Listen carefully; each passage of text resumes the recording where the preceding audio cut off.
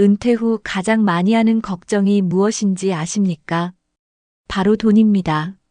평생 일만 하면 돈 걱정 없이 살 줄 알았지만 현실은 그렇지 않습니다. 젊을 때는 미래를 위해 저축하고 열심히 살아가지만 막상 은퇴하고 나면 생각보다 돈이 부족하다는 걸 깨닫게 됩니다. 물가는 오르고 예상보다 오래 살게 되고 병원비 부담까지 커지면서 노후 자금이 부족해지는 경우가 많습니다. 그래서 많은 사람들이 은퇴 후에도 경제적인 고민을 하며 살아갑니다. 어떤 사람들은 은퇴 후에도 계속 일해야 하고 어떤 사람들은 자식들에게 기대며 살아갑니다. 반면 은퇴 후에도 돈 걱정 없이 여유롭게 사는 사람들도 있습니다. 그 차이는 어디서 오는 것일까요? 은퇴 후에도 경제적으로 자유롭기 위해서는 반드시 준비해야 할 것들이 있습니다. 오늘 영상에서는 은퇴 후 돈 걱정을 줄이고 경제적으로 안정된 삶을 살 수 있는 현실적인 방법을 알려드립니다. 지금부터 하나씩 살펴보며 여러분이 어떤 준비를 해야 하는지 함께 고민해 보겠습니다. 영상을 끝까지 보시면 은퇴 후에도 돈 걱정 없이 살 수 있는 방법을 찾을 수 있을 것입니다. 여러분은 은퇴 후 경제적으로 안정된 삶을 살 준비가 되어 있으십니까? 지금부터 하나씩 알아보겠습니다. 은퇴 후의 삶은 기대와 현실이 다를 수 있습니다. 많은 사람들이 은퇴 후에는 여유롭게 여행도 다니고 하고 싶은 일을 하며 살고 싶어 합니다. 하지만 현실은 생각보다 녹록지 않습니다. 한 어르신은 이렇게 말했습니다. 젊을 때는 은퇴하면 편하게 살 줄 알았는데 막상 돈이 부족하니 매달 생활비 걱정을 해야 한다. 또 다른 분은 이렇게 말씀하셨습니다. 건강이 안 좋아지면서 병원비가 많이 드는데 모아둔 돈이 금방 줄어들더라. 이런 현실을 경험하면 불안감이 커질 수밖에 없습니다. 은퇴 후 돈이 부족하면 삶의 질이 급격히 떨어지게 됩니다. 여유롭게 살기보다는 생계를 위해 다시 일을 찾아야 하는 경우도 많습니다. 실제로 많은 사람들이 은퇴 후에도 경제적 어려움 때문에 노동시장에 다시 뛰어듭니다. 반면 철저한 준비를 한 사람들은 은퇴 후에도 돈 걱정 없이 삶을 즐깁니다. 이 두 그룹의 차이는 어디서 오는 걸까요? 지금부터 은퇴 후 돈 걱정을 줄이는 현실적인 방법들을 살펴보겠습니다. 여러분도 이 방법을 실천하면 은퇴 후에도 경제적으로 자유로운 삶을 살 수 있습니다. 많은 사람들이 젊었을 때 노후를 대비해야 한다는 걸 알고 있습니다. 하지만 막상 현실에서는 은퇴 준비를 제대로 하지 못하는 경우가 많습니다. 생활비, 자녀 교육비, 대출 상환 등으로 인해 노후 준비를 미루게 됩니다. 그렇게 시간이 흐르다 보면 어느새 은퇴가 다가오게 됩니다. 충분한 노후 자금 없이 은퇴를 맞이하면 경제적으로 불안한 상황이 찾아옵니다. 월급이 끊기면 매달 나가는 고정 비용을 감당하는 것이 점점 부담스러워집니다. 예상보다 오래 살게 되면서 모아둔 돈이 부족해지는 경우도 많습니다. 결국 은퇴 후에도 다시 일을 해야 하거나 생활비를 줄여야 하는 현실과 마주하게 됩니다. 젊을 때부터 미리 준비하지 않으면 은퇴 후 경제적으로 힘든 상황을 피하기 어렵습니다. 노후 준비는 여유가 생기면 하는 것이 아니라 지금 당장 시작해야 합니다. 은퇴 후 돈 걱정을 덜기 위해서는 젊을 때부터 꾸준히 대비해야 합니다. 특히 월 고정 수입이 없어진다는 점을 고려하여 대책을 세워야 합니다. 지금 준비하지 않으면 나중에 후회하게 된다는 말을 명심해야 합니다. 여러분은 지금 노후 준비를 잘하고 계신가요? 그렇다면 노후 자금이 부족할 때 생기는 현실적인 문제들을 살펴보겠습니다. 과거에는 평균 수명이 짧았기 때문에 노후 자금을 오래 쓸 필요가 없었습니다. 하지만 현대에는 의료 기술이 발전하면서 평균 수명이 계속 늘어나고 있습니다. 은퇴 후 20년, 30년 이상을 살아야 하는 시대가 되었습니다. 많은 사람들이 은퇴 후 15년 정도의 생활비만 준비하지만 이는 부족할 수 있습니다. 예상보다 오래 살게 되면 준비한 자금이 고갈될 가능성이 높아집니다. 노후에 안정적으로 생활하기 위해서는 오랜 기간 동안 사용할 자금을 마련해야 합니다. 하지만 대부분의 사람들은 얼마나 오래 살지 예측할 수 없습니다. 그래서 노후 자금이 충분하지 않으면 중간에 재정적인 어려움을 겪게 됩니다. 일부 사람들은 생활비를 줄이기 위해 소비를 극단적으로 아껴야 하는 상황이 됩니다. 돈 걱정 없이 오래 살려면 은퇴 후 지속적인 소득이 필요합니다. 연금, 투자 수익, 임대 수익 등 지속적으로 돈이 들어오는 구조를 만들어야 합니다. 단순히 목돈을 모으는 것만으로는 오래 사는데 필요한 자금을 감당하기 어렵습니다. 장수 시대에는 어떻게 돈을 벌 것인가 보다 어떻게 돈을 오래 쓰며 살 것인가가 더 중요합니다. 지금 여러분의 노후 자금 계획은 얼마나 오래 버틸 수 있도록 설계되어 있나요? 다음으로 은퇴 후 돈 걱정을 줄이기 위한 현실적인 방법들을 살펴보겠습니다. 많은 사람들이 은퇴 후에는 여유로운 삶을 꿈꿉니다. 하지만 노후 자금이 부족하면 현실은 정반대로 흘러갑니다. 생활비를 충당하기 위해 은퇴 후에도 일을 해야 하는 경우가 많습니다. 정년퇴직 후에도 마땅한 소득이 없다면 다시 일자리를 찾아야 합니다. 하지만 나이가 들수록 일자리를 구하는 것이 점점 어려워집니다. 젊었을 때처럼 신체적으로 힘든 일을 하기가 쉽지 않습니다. 사무직이나 전문직이 아니면 나이가 들수록 일할 기회가 점점 줄어듭니다. 결국 은퇴 후에도 경제적인 이유로 원치 않는 일을 해야 하는 상황이 발생합니다. 편의점 아르바이트, 경비원, 배달 등 노후에도 생계를 위해 노동을 해야 하는 현실이 찾아옵니다. 충분한 노후 준비를 하지 못한 사람들은 쉬고 싶어도 쉴 수 없는 상황이 됩니다. 반면 미리 준비한 사람들은 은퇴 후에도 경제적 자유를 유지할 수 있습니다.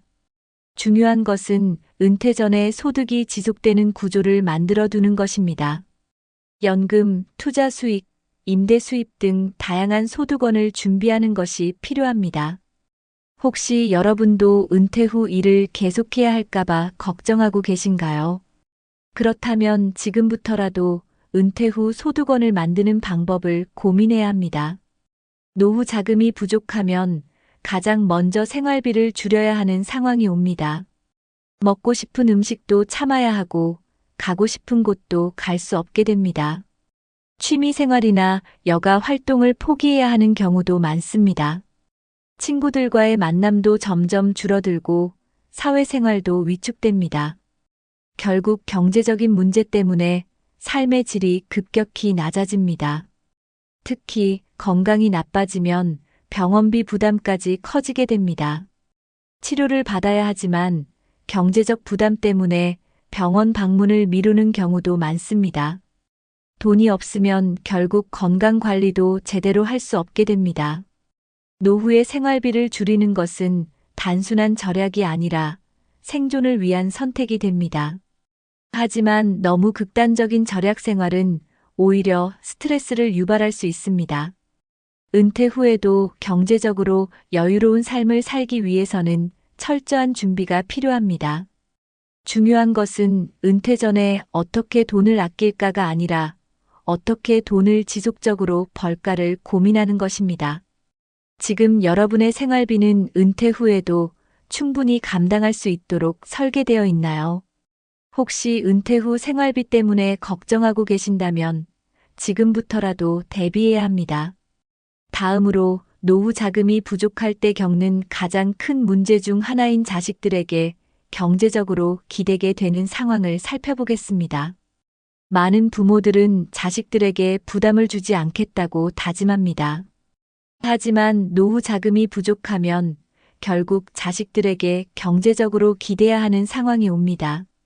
생활비, 병원비, 주거비 등을 감당하기 어려워지면 자식들에게 도움을 요청하게 됩니다. 하지만 자식들도 각자의 삶이 있고 경제적인 여유가 없는 경우가 많습니다. 부모가 경제적으로 자립하지 못하면 자식들도 부담을 느끼게 됩니다. 결국 부모와 자식 간의 관계가 경제적인 문제로 인해 불편해질 수 있습니다. 자식들에게 손 벌리기 싫어서 어렵게 살아가는 어르신들도 많습니다. 내가 젊었을 때 더 준비했어야 했는데 라는 후회가 가장 많이 남습니다. 노후에 자식들에게 의존하지 않고 자립하는 것이야말로 가장 현명한 선택입니다. 그러기 위해서는 젊을 때부터 철저하게 준비해야 합니다.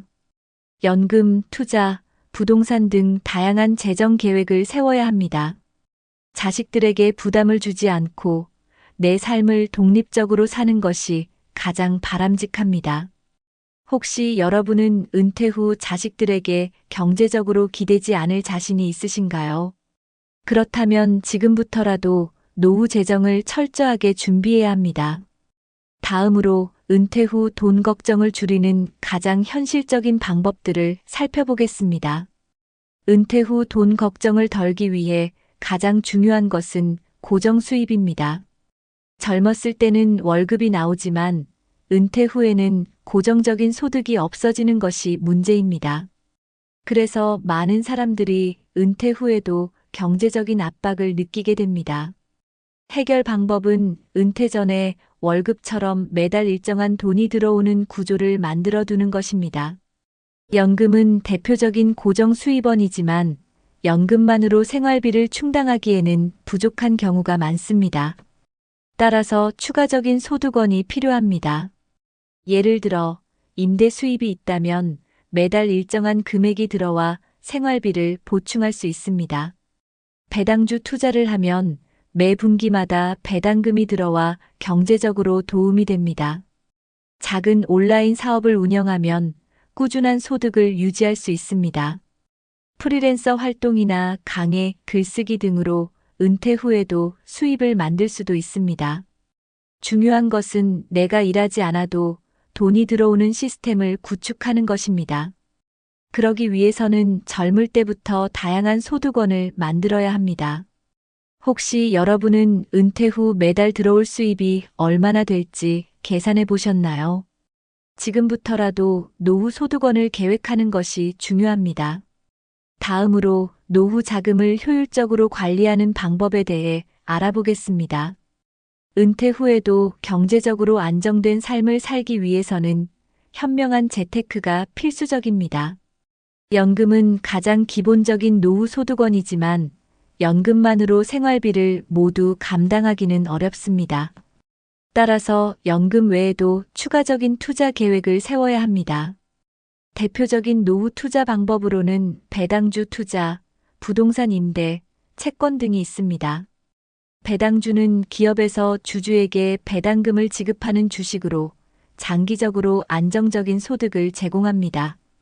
부동산 임대는 매달 고정적인 임대료를 받을 수 있어 노후 자금에 도움이 됩니다. 채권 투자도 안정적인 이자, 수익을 기대할 수 있는 좋은 방법입니다. 중요한 것은 안정적인 수익을 목표로 투자하는 것입니다. 젊었을 때처럼 공격적인 투자를 하기보다는 원금 보존이 가능한 안전한 자산을 선택해야 합니다.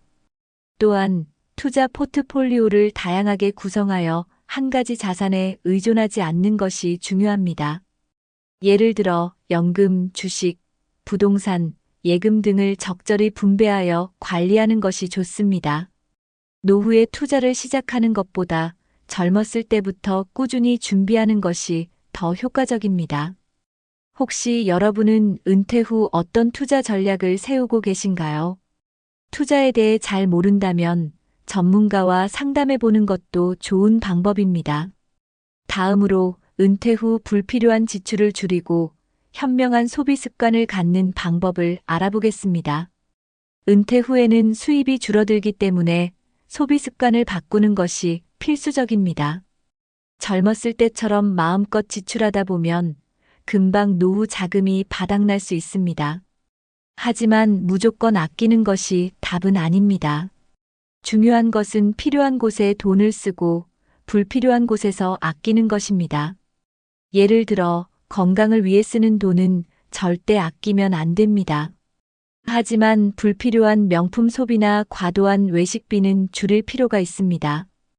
은퇴 후에는 고정 지출을 최소화하는 것이 중요합니다. 주택 유지비, 자동차 유지비, 통신비 등을 점검하여 절약할 수 있는 부분을 찾는 것이 좋습니다. 또한 할인 혜택이나 정부 지원금을 적극 활용하는 것도 도움이 됩니다. 공공시설 할인, 노인 복지 혜택, 세금 감면 제도를 잘 활용하면 생활비를 절약할 수 있습니다. 은퇴 후 돈을 쓰는 기준은 행복을 주는 소비인가에 맞추는 것이 좋습니다. 단순히 돈을 아끼는 것이 아니라 돈을 가치 있게 쓰는 것이 중요합니다. 혹시 여러분은 은퇴 후 어떻게 소비 계획을 세우고 계신가요? 불필요한 소비는 줄이고 꼭 필요한 곳에 돈을 쓰는 습관을 지금부터 길러야 합니다. 다음으로 은퇴 후에도 경제적으로 안정된 사람들의 공통점을 살펴보겠습니다. 경제적으로 안정된 사람들은 은퇴 후에도 소득을 지속적으로 유지하는 방법을 찾습니다. 단순히 모아둔 돈만 쓰는 것이 아니라 꾸준히 돈이 들어오는 구조를 만들어둡니다. 대표적인 방법으로는 연금, 부동산 임대 수익, 배당금, 사업 운영 등이 있습니다. 예를 들어 젊었을 때부터 배당주 투자를 해두면 은퇴 후에도 정기적으로 배당금을 받을 수 있습니다. 부동산 임대 수익을 활용하면 매달 일정한 수입이 들어와 생활비 부담을 줄일 수 있습니다. 기술이 있다면 은퇴 후에도 강의, 컨설팅, 온라인 사업 등으로 소득을 유지할 수도 있습니다. 중요한 것은 한 가지 수입원에 의존하지 않는 것입니다. 다양한 소득원을 만들어두면 경제적으로 훨씬 안정적인 삶을 유지할 수 있습니다. 경제적으로 여유로운 사람들은 은퇴 후에도 새로운 기회를 찾고 소득을 창출합니다. 반면 아무런 준비 없이 은퇴한 사람들은 경제적인 압박을 받으며 살아갑니다. 노후에 들어오는 소득이 없으면 결국 모아둔 돈을 빠르게 소진하게 됩니다. 따라서 평생 지속할 수 있는 소득원을 미리 준비하는 것이 중요합니다. 혹시 여러분은 은퇴 후에도 지속적으로 돈을 벌 수 있는 방법을 고민해 보셨나요? 지금부터라도 어떤 방식으로 소득을 유지할 수 있을지 계획하는 것이 중요합니다. 다음으로 은퇴 후에도 돈보다 시간을 가치 있게 사용하는 사람들의 특징을 살펴보겠습니다. 은퇴 후 경제적으로 안정된 사람들은 돈을 쫓기보다는 시간을 현명하게 씁니다. 이들은 단순히 돈을 모으는 것이 아니라 돈을 가치 있게 사용하는 법을 압니다. 여행을 다니며 경험을 쌓고 배우고 싶은 것을 배우며 의미 있는 삶을 살아갑니다. 중요한 것은 돈을 쓰는 방식입니다. 돈이 많아도 제대로 쓰지 않으면 행복하지 않은 노후를 보낼 수 있습니다. 예를 들어 많은 사람들이 노후에 돈을 아끼느라 하고 싶은 일을 포기합니다. 하지만 경제적으로 여유로운 사람들은 자신이 좋아하는 곳에 돈을 씁니다. 돈을 쓰는 것이 아니라 시간을 사는 개념으로 생각합니다. 건강할 때 여행을 가고 배우고 싶은 것을 배우며 소중한 사람들과 시간을 보냅니다. 돈은 결국 삶의 질을 높이기 위한 도구일 뿐 목적이 아닙니다. 은퇴 후에도 돈보다 시간을 가치 있게 쓰는 것이 더 중요합니다. 결국 돈을 어떻게 쓰느냐가 행복한 노후를 결정짓습니다. 혹시 여러분은 은퇴 후 시간을 어떻게 사용할지 계획하고 계신가요? 돈을 모으는 것만큼 돈을 의미 있게 쓰는 방법을 고민하는 것이 중요합니다. 다음으로 경제적으로 여유로운 사람들은 소비보다 경험을 중요하게 여긴다는 점을 살펴보겠습니다. 경제적으로 안정된 사람들은 소비보다 경험을 더 중요하게 생각합니다. 값비싼 물건을 사는 것보다 좋은 사람들과 좋은 시간을 보내는데 더 가치를 둡니다. 여행을 다니며 새로운 문화를 경험하고 다양한 활동을 하며 삶을 풍요롭게 만듭니다. 반면 돈을 쌓아두기만 하고 제대로 쓰지 않는 사람들은 결국 후회하게 됩니다. 많은 어르신들이 좀 더 여행 다니고 좀 더 즐길 걸 하고 후회합니다. 중요한 것은 돈이 아니라 돈을 어떻게 사용하느냐입니다. 돈을 써서 행복을 살 수 있다면 그 돈은 가치 있게 쓰인 것입니다. 소비보다는 경험을 쌓는 것이 훨씬 더 기억에 오래 남고 만족감을 줍니다. 좋은 경험은 결국 인생을 더 의미 있게 만들어줍니다. 경제적으로 여유로운 사람들은 돈을 통해 더 많은 경험을 하며 삶을 풍요롭게 만듭니다. 은퇴 후 돈 걱정을 덜기 위해서는 돈을 관리하는 것도 중요하지만 돈을 쓰는 법도 중요합니다. 결국 돈을 모으는 것보다 어떻게 쓰느냐가 행복한 노후를 결정짓습니다. 혹시 여러분은 소비보다는 경험을 중요하게 여기고 계신가요? 지금부터라도 돈을 의미 있게 쓰는 법을 고민해 보세요. 마지막으로 돈 걱정 없이 은퇴 후 행복하게 사는 법을 알아보겠습니다. 많은 사람들이 은퇴 후 행복하려면 돈이 많아야 한다고 생각합니다. 하지만 실제로 은퇴 후 행복한 사람들은 경제적 여유보다 정신적 여유를 더 중요하게 여깁니다. 돈이 많아도 불안하고 걱정이 많으면 결코 행복할 수 없습니다. 반면 돈이 많지 않아도 만족하며 사는 사람들은 훨씬 더 행복한 노년을 보냅니다. 중요한 것은 얼마나 가지고 있느냐가 아니라 얼마나 만족하며 사느냐입니다. 경제적으로 큰 부담이 없는 수준에서 생활을 단순하게 하면 행복하게 살 수 있습니다. 은퇴 후에도 돈에 대한 불안에서 벗어나려면 자신의 소비 수준을 조절하는 것이 중요합니다. 불필요한 지출을 줄이고 소소한 행복을 찾는 법을 배우는 것이 필요합니다. 지나치게 돈에 집착하면 오히려 스트레스만 쌓이게 됩니다. 경제적으로 안정된 사람들도 결국 돈보다 중요한 것을 깨닫고 정신적인 여유를 갖습니다. 삶을 즐길 수 있는 태도를 가지면 적은 돈으로도 행복한 삶을 살 수 있습니다. 돈을 얼마나 벌었느냐보다 어떻게 살아가느냐가 더 중요한 문제입니다. 혹시 여러분은 돈이 행복의 기준이라고 생각하고 계신가요? 그렇다면 이제부터라도 정신적 여유를 가질 수 있는 방법을 고민해 보세요.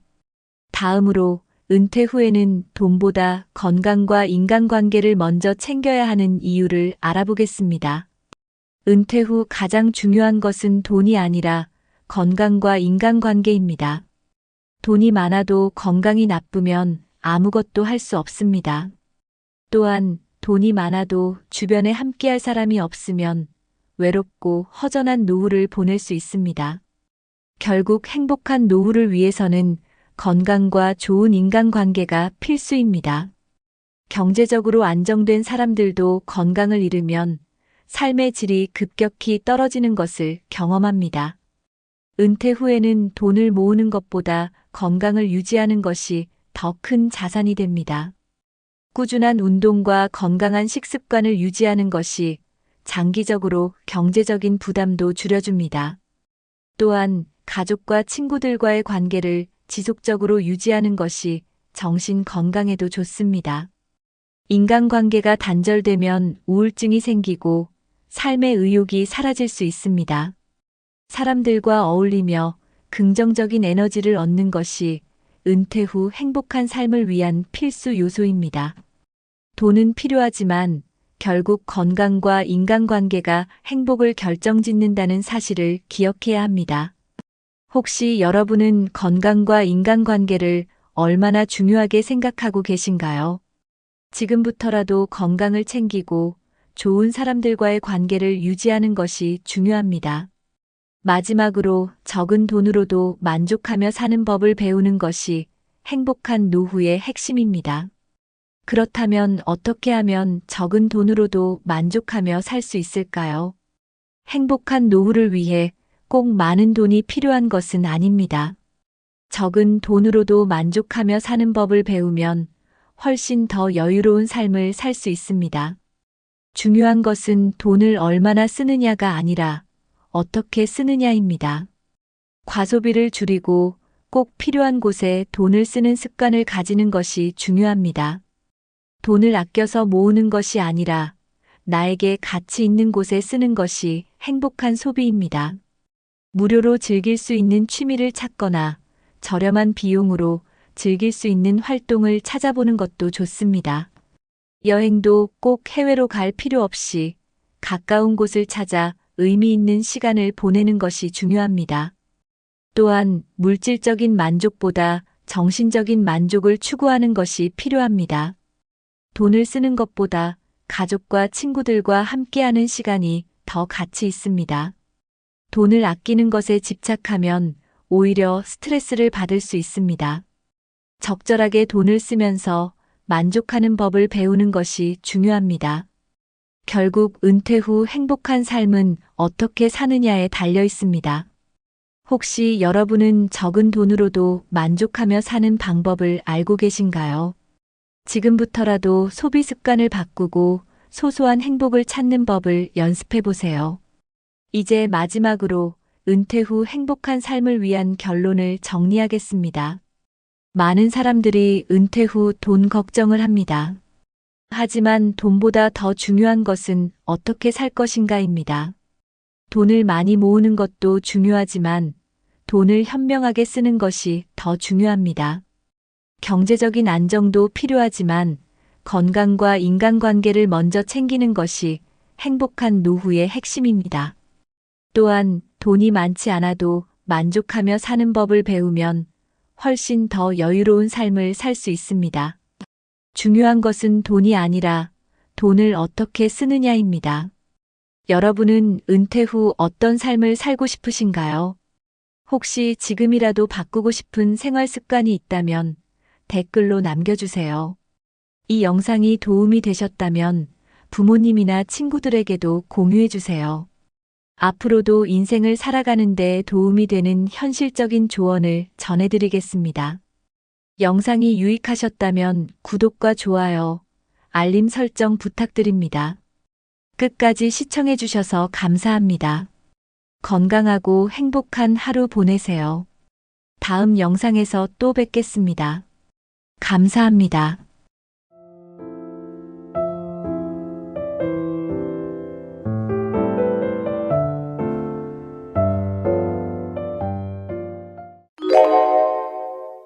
여러분, 만약 지금 60대로 돌아갈 수 있다면 어떤 걸 가장 먼저 하시겠어요?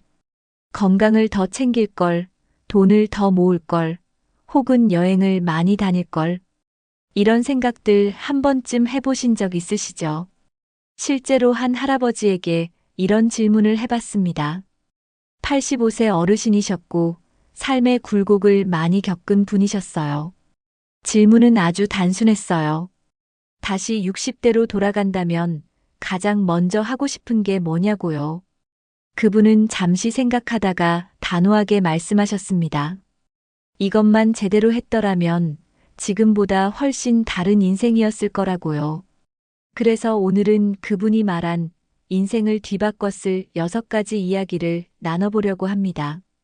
그분의 후회 속에는 우리 모두가 공감할 만한 교훈이 담겨 있었습니다. 지금 실천하면 앞으로 남은 인생을 훨씬 더 건강하고 행복하게 살 수 있을 겁니다. 그럼 지금부터 하나씩 들어보시죠. 어르신은 이렇게 말했어요. 매일매일이 비슷하게 지나가는 줄 알았는데 아니더라고. 하루하루는 모여서 인생이 되는데 그땐 몰랐대요. 별일 없다고 그냥 쉬었던 날들이 너무 많았답니다. 근데 그 하루가 지나고 나면 다시 돌아오지 않는다는 걸. 시간이 쌓이니까 어느 순간 몸도 마음도 따라주지 않게 되더래요. 이제는 하고 싶은 일이 있어도 못하는 날이 더 많답니다. 그래서 60대의 하루하루는 정말 소중하게 써야 한다고 말했어요. 그냥 보내지 말고 의미 있게 채워야 한다고요. 시간이 많다고 느끼는 그 시기가 사실 가장 귀한 때랍니다. 하고 싶은 일이 있었지만 늘 다음에 하지 뭐라고 미뤘대요. 여행도 배우고 싶었던 것도 사람 만나는 것도요. 그런데 그 다음은 생각보다 금방 오지 않더라고요. 일에 치이고 몸이 안 좋고 이런저런 핑계로 계속 미뤘답니다. 그러다 보니 시간이 훌쩍 지나 있었대요. 마음은 있는데 몸이 안 따라줘서 결국 못하게 되는 게 너무 많더래요. 그래서 지금 하고 싶은 게 있다면 무조건 지금 하라고 하셨어요. 언젠가 하겠다는 생각은 결국 아무것도 못하게 만든다고요. 미루는 습관이 결국 인생을 후회로 채우게 한답니다. 지금이 가장 좋은 때라는 말, 정말 맞는 말이에요.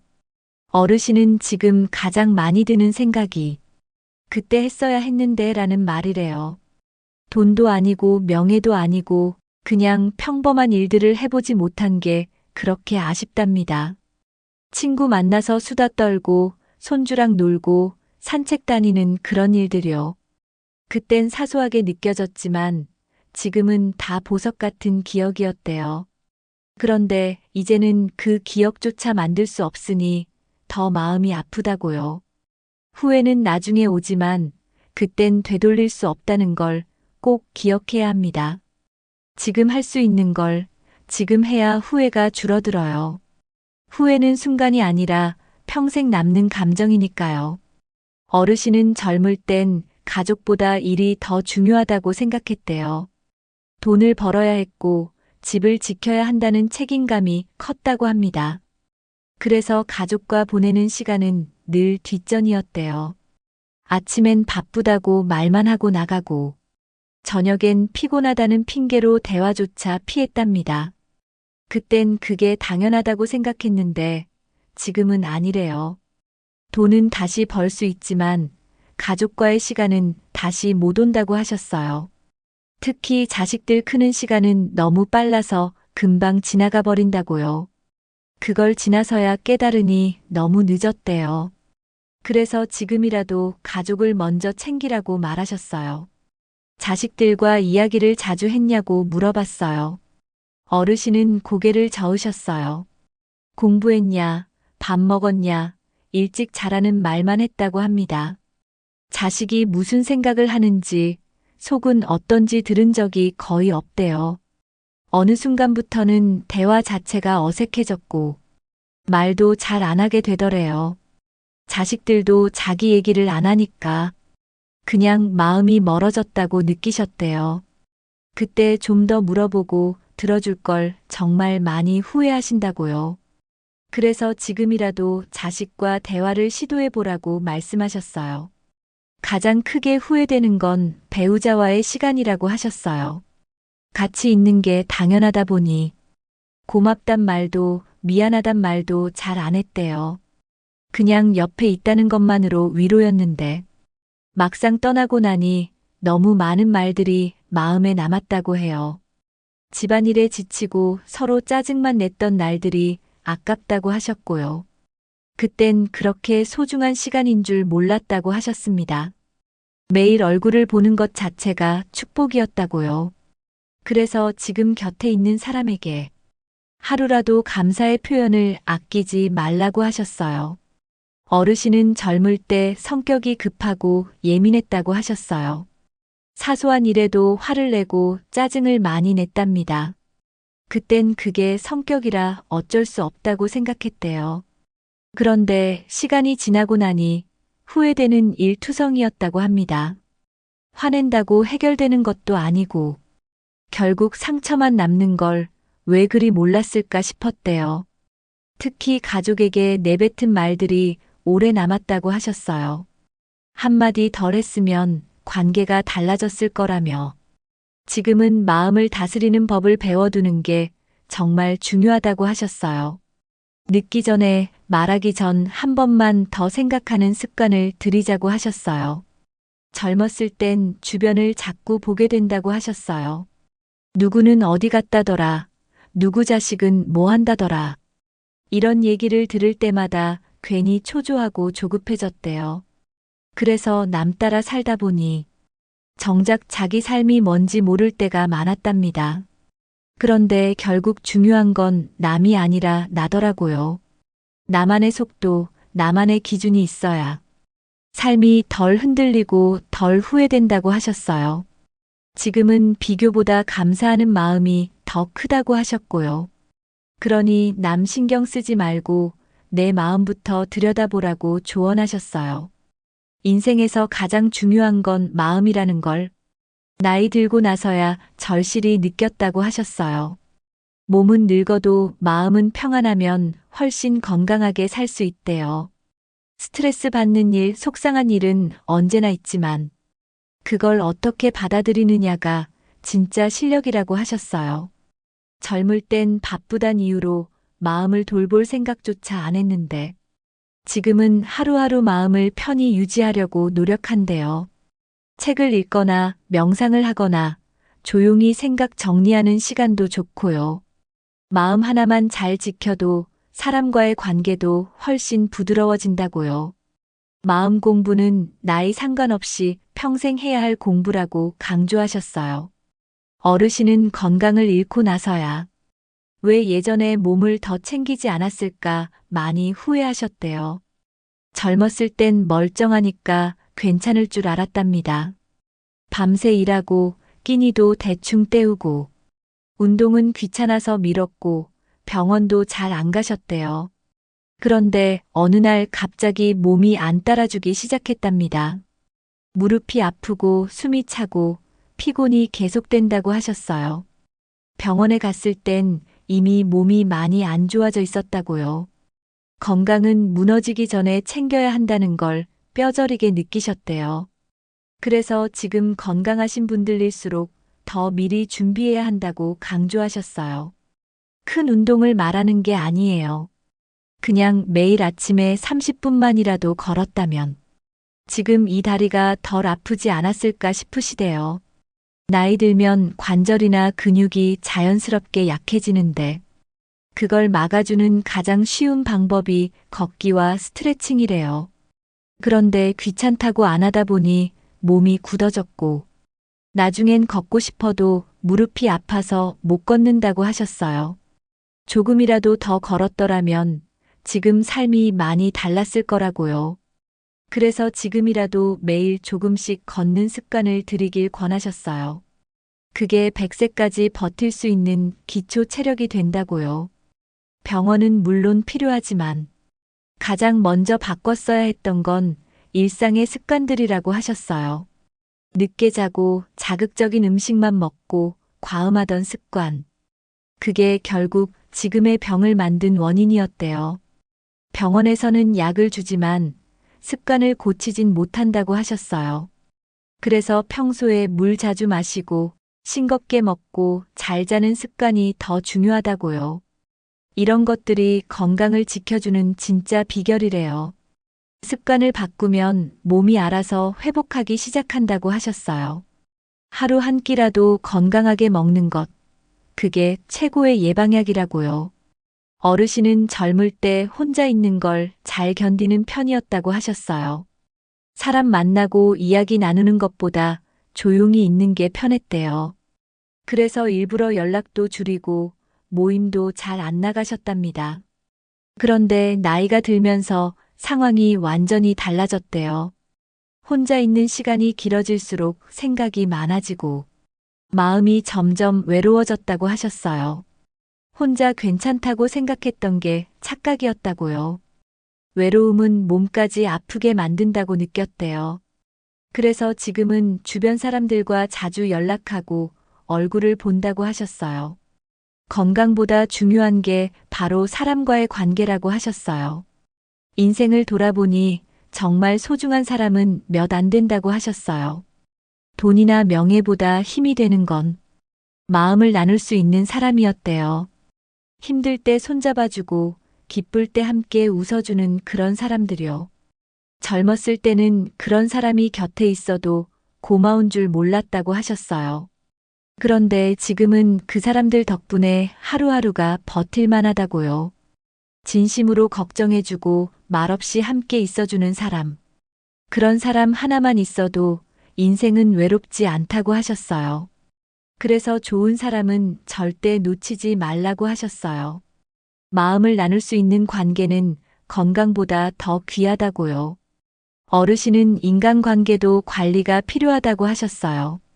오래된 관계라고 해서 다 좋은 건 아니래요. 나를 지치게 하거나 마음을 상하게 만드는 관계는 정리하는 용기도 필요하다고 하셨어요. 대신 따뜻한 말 한마디, 안부 인사 한 번. 이런 작은 관심이 관계를 지켜준다고요. 연락 먼저 하는 걸 어려워하지 말고 자주 안 보더라도 마음은 자주 나눠야 한대요. 건강을 위해 운동을 하듯 좋은 사람을 위해 노력하는 것도 중요한 습관이라고 하셨어요. 어르신은 새로운 걸 시작하는데 늘 망설였다고 하셨어요. 지금 배워서 뭐 하냐, 늙어서 뭘 또 하냐 하는 생각이 앞섰대요. 그렇게 기회를 계속 놓치다 보니 하고 싶던 것도 결국 못하고 지나갔다고 하셨어요. 나중엔 배우고 싶어도 기억력이나 체력이 안 따라줬대요. 젊을 때는 시간이 없어서, 나이 들어선 자신이 없어서 그렇게 계속 미루기만 했다고 하셨어요. 그런데 마음만 먹었으면 충분히 할 수 있었던 일들이었대요. 그래서 지금은 나이 상관없이 뭐든 시작하라고 말씀하세요. 도전은 젊은 사람만 하는 게 아니라 살아있는 사람 모두가 할 수 있는 거라고요. 최근에 어르신은 스마트폰 쓰는 법을 배웠다고 하셨어요. 처음엔 어렵고 귀찮았지만 배우다 보니 너무 재밌더래요. 사진도 찍고 손주 영상도 보고 뉴스도 쉽게 보게 되셨대요. 또 동네 문화센터에서 글씨 쓰는 것도 배우셨는데 몰랐던 재미를 찾았다고 하셨어요. 배움은 꼭 성적을 위한 게 아니라 삶에 활력을 주는 방법이라고 하셨어요. 새롭게 뭔가를 배우면 머리도 맑아지고 기분도 좋아지고 하루가 덜 지루하다고요. 그래서 지금이라도 배워보고 싶은 게 있다면 당장 해보라고 하셨어요. 어르신은 나이는 숫자일 뿐이라는 말을 자주 하셨어요. 몸이 늙는 건 어쩔 수 없지만 마음까지 늙는 건 스스로 만드는 거라고 하셨어요. 무언가에 도전하고 기대하는 일이 있어야 삶이 지루하지 않고 활기가 생긴다고요. 오늘 뭘 해볼까? 내일은 어떤 걸 해볼까? 이런 생각을 하면 자연스럽게 웃게 된다고 하셨어요. 도전이라고 해서 큰일이 아니어도 된대요. 작게는 새 요리를 해보거나 새로운 책을 읽는 것도 도전이라고요. 매일 조금씩 도전하는 사람이 진짜 젊게 사는 사람이라고 말씀하셨어요. 지금까지 85세 어르신이 60대로 돌아간다면 꼭 하고 싶다고 말한 6가지를 들어봤습니다. 그분의 이야기를 통해 우리가 아직 늦지 않았다는 걸 느꼈어요. 시간을 아끼고 가족을 더 챙기고 마음을 단단히 하고 건강을 지키고 좋은 사람들과 지내며 도전을 멈추지 않는 삶을 살아야 한다는 것. 이 6가지는 단순한 후회가 아니라 지금 살아가는 우리에게 주는 귀한 조언입니다. 영상 보시는 분들도 오늘 이야기 중 하나라도 실천해 보겠다고 마음먹는 계기가 되셨으면 좋겠어요. 여러분은 어떤 부분이 가장 공감되셨나요? 혹시 지금 이미 실천하고 계신 좋은 습관이나 하고 싶은 도전이 있다면 댓글로 나눠주세요. 여러분의 이야기가 누군가의 인생에 큰 힘이 될 수 있습니다. 이 영상이 마음에 드셨다면 좋아요와 구독 부탁드릴게요. 함께 보고 싶은 분이 있다면 공유도 꼭 해주시고요. 지금 이 순간이 다시는 돌아오지 않는 시간이라는 것. 우리 모두 잊지 말고 더 건강하고 행복하게 살아갑시다. 오늘도 끝까지 함께 해주셔서 감사합니다.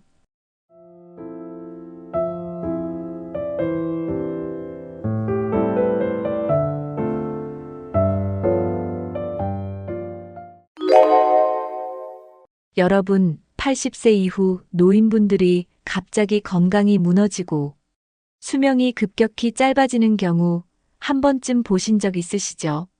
겉으로 보기엔 잘 지내셨던 분도 어느 순간부터 확 약해지시는 걸 느끼곤 해요. 보통은 이렇게 생각하실 겁니다. 나이가 들어서 그렇지 뭐, 자연스러운 일이지. 맞아요. 나이는 분명 영향을 줍니다. 그런데요, 단순히 나이 때문만은 아니라는 사실 알고 계셨나요? 실제로는 몸과 마음에 일어나는 변화들, 생활 습관, 주변 환경까지 여러 가지 이유가 겹치면서 갑자기 건강이 무너지는 경우가 많습니다. 오늘 영상에서는 대부분의 노인이 80대 이후 수명이 짧아지는 이유, 그 중에서도 잘 알려지지 않았지만 아주 중요한 6가지를 알려드리겠습니다. 미리 알고 준비하면 남은 인생 훨씬 길고 건강하게 보낼 수 있어요. 지금부터 차근차근 함께 알아보겠습니다. 나이가 들면 자연스럽게 몸을 움직이는 횟수가 줄어듭니다. 외출을 자주 하지 않게 되고 장을 보거나 산책하던 습관도 조금씩 사라지죠. 혼자 지내는 시간이 많아지면 더더욱 그런 경향이 생깁니다. 특히 겨울처럼 추운 계절에는 밖에 나가는 것이 힘들어지고 그게 반복되면 하루 종일 앉아만 있게 돼요. 이런 생활이 쌓이면 몸의 활력이 급격히 떨어지게 됩니다. 예전처럼 무릎이나 허리도 잘 안 따라주고 걷는 시간이 줄어들수록 전신 건강도 함께 무너지는 걸 경험하게 됩니다. 작은 활동부터 놓치지 않는 것이 무척 중요합니다. 나이가 들수록 근육이 자연스럽게 줄어드는 건 사실입니다. 그런데 그 속도는 생각보다 훨씬 빠릅니다. 특히 활동량이 줄면 근육은 눈에 띄게 빠져나가요. 근육이 줄면 단순히 힘이 약해지는 것만이 아닙니다. 몸의 균형을 잡기 어려워지고 낙상의 위험이 훨씬 커지죠. 근육이 약해지면 뼈도 쉽게 약해집니다. 넘어져서 크게 다치는 일이 점점 흔해집니다. 그리고 한번 다치면 회복도 오래 걸려요. 그래서 나이가 들수록 근육을 지키는 것이 곧 수명을 지키는 일입니다. 근육은 단순히 움직이는 데만 필요한 것이 아닙니다. 사실 몸의 면역력과도 깊은 연관이 있어요. 근육량이 줄어들면 감염에 쉽게 노출됩니다. 작은 감기에도 오래 앓게 되고 폐렴이나 독감 같은 큰 질병에 쉽게 걸리기도 해요. 병원에 입원할 확률도 높아지죠. 근육이 줄어든 노인은 회복력도 떨어지기 때문에 작은 병에도 생명이 위태로워질 수 있습니다. 생존율과 직결되는 근육, 절대 소홀히 하면 안 돼요. 걷기, 계단 오르기, 스트레칭만 해도 큰 도움이 됩니다. 나이가 들수록 주변 사람들과의 만남이 자연스럽게 줄어듭니다. 친구들은 하나둘씩 연락이 뜸해지고 가까운 이웃들과도 예전만큼 교류하지 않게 돼요. 가족들도 각자 바쁜 삶을 살아가다 보면 혼자 있는 시간이 훨씬 많아지게 됩니다. 특별한 이유 없이 집 안에서 하루를 보내는 경우도 많아지고요. 이런 생활이 쌓이면 사회와 단절되는 느낌이 들 수 있어요. 마음이 점점 다치고 누군가를 만나고 싶은 마음도 사라집니다. 사람과의 연결이 줄어들면 정서적인 건강부터 무너지기 시작해요. 이 고립감이 나도 모르게 건강 전체를 무너뜨리는 시작점이 됩니다. 외로움은 단순히 마음이 쓸쓸한 감정만은 아닙니다. 실제로 외로움은 신체 건강에 직접적인 영향을 줍니다. 스트레스 호르몬이 계속 올라가고 수면의 질도 떨어지게 되며 심장 건강에도 좋지 않은 영향을 줍니다. 장기적으로 보면 고혈압, 당뇨병 같은 만성 질환과도 연결돼요. 외로운 사람은 그렇지 않은 사람보다 병원 방문 횟수가 많고 면역력도 훨씬 낮아지는 경향이 있습니다. 무엇보다 삶에 대한 의욕이 떨어지기 시작해요. 외로움을 단순한 감정이 아니라 건강 신호로 봐야 합니다. 사회적 고립은 뇌 건강에도 직접적인 영향을 미칩니다. 말할 기회가 줄어들면 언어 능력도 자연스럽게 약해지고 대화가 줄면 기억력과 사고력도 점점 떨어져요. 인지 기능이 낮아지면 치매의 위험도 커지게 됩니다. 고립된 생활은 우울증으로 이어지기도 쉽고요. 우울감이 쌓이면 식욕도 줄고 활동도 더 적어지게 됩니다. 이 모든 것이 결국 건강을 빠르게 무너뜨리는 연결고리가 돼요. 그래서 나이가 들수록 더 많이 만나고 더 자주 웃는 게 중요합니다. 누군가와 따뜻한 인사를 나누는 것만으로도 뇌는 활력을 얻어요. 외로움을 막는 것이 곧 수명을 지키는 중요한 열쇠입니다. 나이가 들면 예전보다 식욕이 줄어든다는 분들 정말 많으세요. 맛이 잘 느껴지지 않고 먹는 게 귀찮다고 느껴지기도 하죠. 이는 단순한 기분 문제가 아닙니다. 나이가 들수록 침 분비량이 줄어들고 미각과 후각도 함께 둔해지기 때문이에요. 이런 변화 때문에 음식 맛이 덜하게 느껴지고 자연스럽게 먹는 양도 줄어들게 됩니다. 또 치아 상태가 좋지 않거나 소화가 잘 안 될 때도 식사 시간이 부담으로 다가오게 돼요. 이런 작은 변화들이 쌓여 영양 섭취에 큰 영향을 미치게 됩니다. 식사량이 줄면 가장 먼저 영향을 받는 건 바로 체력입니다. 필요한 영양소가 부족하면 기운이 없고 작은 일에도 쉽게 피곤해지게 됩니다. 특히 단백질이 부족하면 근육이 빠르게 줄어들고 면역력도 약해져 감염에 취약해집니다. 비타민이 부족하면 뼈 건강에도 문제가 생기고 철분이나 칼슘 부족은 어지럼증과 골다공증을 유발할 수 있어요. 영양 결핍은 겉으론 티가 잘 안 나기 때문에 조용히 건강을 무너뜨리는 아주 무서운 원인입니다. 그래서 식욕이 줄었다고 방치하면 안 되고 적극적인 관리가 필요해요. 나이가 들수록 더 신경 써야 할 영양소가 있습니다. 바로 단백질, 미네랄, 그리고 비타민이에요. 단백질은 근육을 지켜주는 중요한 역할을 하죠. 하루 한두 끼라도 계란이나 생선, 두부 같은 단백질을 챙기는 게 좋아요. 칼슘과 마그네슘 같은 미네랄은 뼈를 튼튼하게 만들어줍니다. 특히 넘어지기 쉬운 어르신들에게 꼭 필요한 영양소예요. 비타민은 몸 전체의 기능을 도와주는 조연 역할을 합니다. 신선한 과일이나 채소를 자주 드시는 게 큰 도움이 됩니다. 몇 끼 다 챙기기 어렵다면 영양제의 도움을 받는 것도 하나의 방법이에요. 중요한 건 하루 한 끼라도 제대로 챙기려는 노력이 수명을 바꾼다는 점입니다. 나이가 들수록 잠이 얕아졌다는 분들 많으시죠? 자다가 자주 깨거나 새벽에 눈을 뜨는 경우도 많아집니다.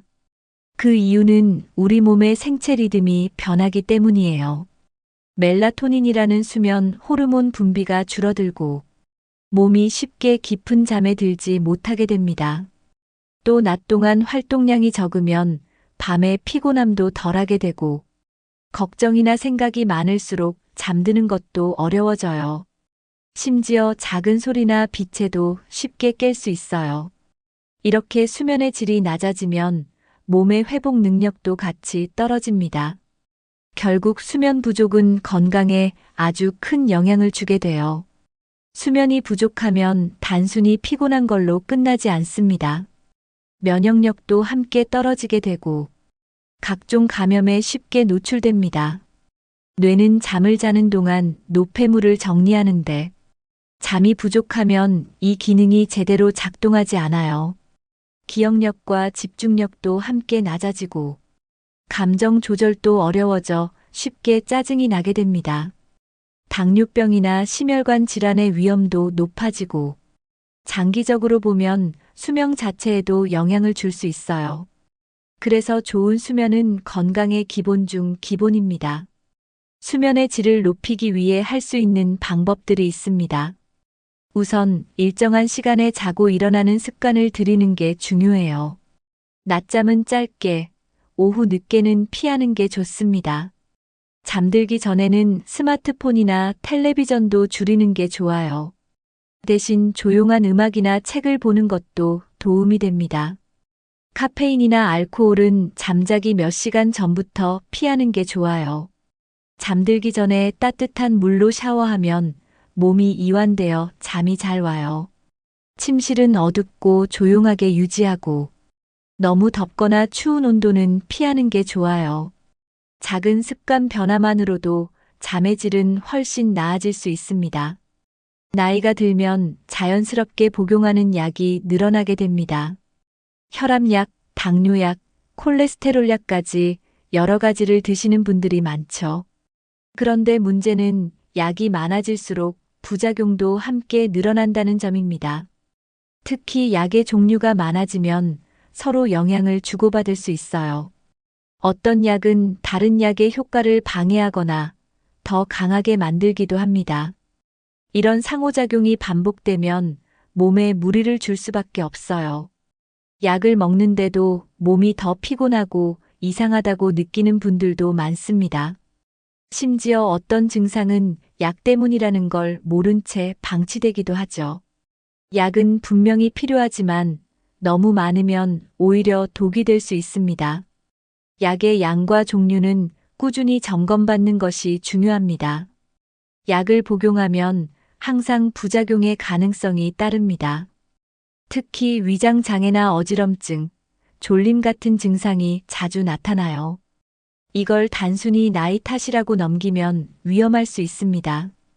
약끼리 충돌하는 경우 간이나 신장에 부담이 가기도 하고 혈압이 급격히 떨어져서 어지럽거나 쓰러지는 일도 생깁니다. 특히 낙상사고는 약물 부작용으로 생기는 경우가 많습니다. 또 기억력이 떨어지거나 정신이 혼란스러워지는 부작용도 있어요. 이런 현상을 겪으면서도 약 때문이라고 생각하지 않는 경우가 많죠. 약을 무조건 많이 먹는다고 건강해지는 건 아닙니다. 꼭 필요한 약만 전문가의 조언 아래에서 복용하는 것이 중요합니다. 약을 줄이기 위해서는 먼저 전체적인 건강 점검이 필요합니다. 정기적으로 의사와 상담하면서 약 복용 상황을 확인해야 해요. 중복되거나 효과가 겹치는 약은 없는지 살펴보는 게 중요합니다. 의사에게 복용 중인 모든 약을 솔직하게 말씀드려야 해요. 때로는 약보다 생활습관 개선이 더 효과적인 경우도 있습니다. 식습관이나 운동을 통해 혈압이나 당뇨를 조절할 수 있다면 약 복용을 줄이는 것도 가능합니다. 또 약을 정해진 시간에 정확히 먹는 것도 아주 중요합니다. 약을 빼먹거나 마음대로 끊는 것도 건강에 나쁜 영향을 줍니다. 내 몸에 꼭 필요한 약만 올바르게 챙기는 습관이 필요합니다. 많은 분들이 퇴직 후에 갑자기 삶의 의미를 잃는다고 느끼세요. 매일 출근하고 바쁘게 살던 시간이 사라지면 아침에 눈뜰 이유조차 희미해지는 기분이 듭니다.